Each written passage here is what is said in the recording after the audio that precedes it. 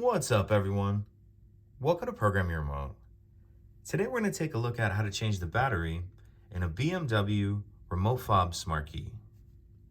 So this key fob is going to take replacement battery CR2032, and we're also going to be using a small flathead screwdriver.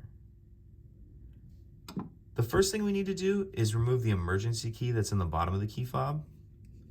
That's done by pressing this release on the back, and then the emergency key will slide out like that. And we can just set that to the side. Now we're gonna grab our flathead screwdriver and we're gonna remove this little back panel right here. How we're gonna do that is if we go down to the area where we just pulled that emergency key out of, we see this little notch right here.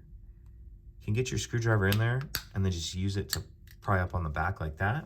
And once we take our back off, we see the battery right there. Get the old battery out.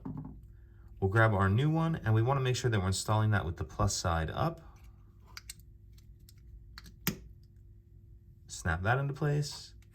Then we'll put this back cover on, and we need to start this top part in first, like that.